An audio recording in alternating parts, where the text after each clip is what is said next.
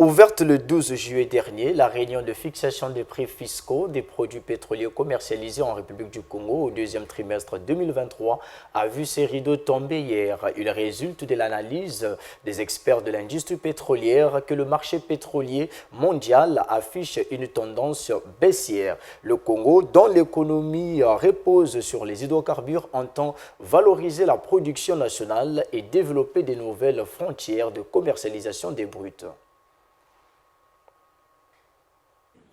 La réunion de fixation des prix fiscaux des produits pétroliers commercialisés en République du Congo comptant pour le deuxième trimestre 2023 s'est achevée ce 14 juillet à Brazzaville. De l'observation des experts du comité des prix et des dirigeants des compagnies pétrolières, le marché pétrolier mondial a affiché un environnement caractérisé par la volatilité des prix des produits bruts. Une tendance globalement baissière due à plusieurs paramètres, notamment la conjoncture économique aux États-Unis, en zone Europe et en Chine. Au cours du deuxième trimestre 2023, le Brent daté, marqueur des bruts congolais, est resté très volatile et a affiché une tendance globalement baissière.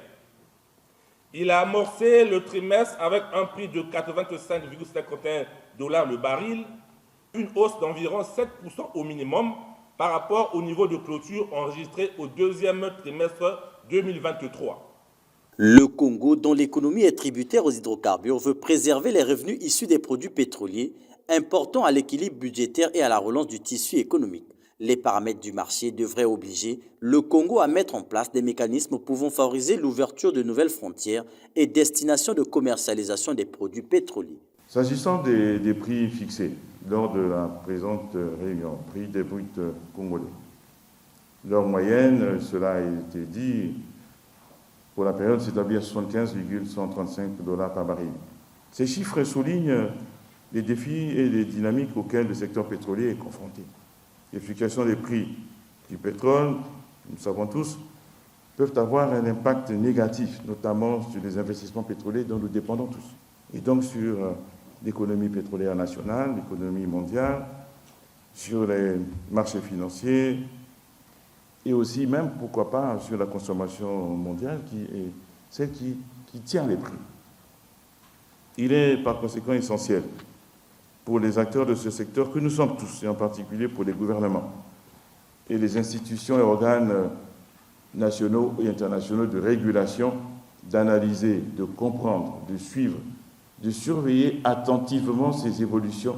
La diversification de l'économie tant prônée passe aussi par le pôle gazier. Le gouvernement s'emploie à développer la production du gaz naturel liquéfié, dont le pays se dotera sous peu d'un code irrelatif. Le secteur gazier, je l'ai dit tout à l'heure, est un secteur qui, pour nous, est désormais en plein essor.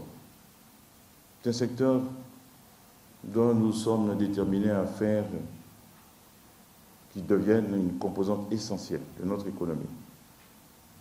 Dans cette optique, des progrès significatifs ont été réalisés au niveau institutionnel, notamment dans la rédaction du code gazier.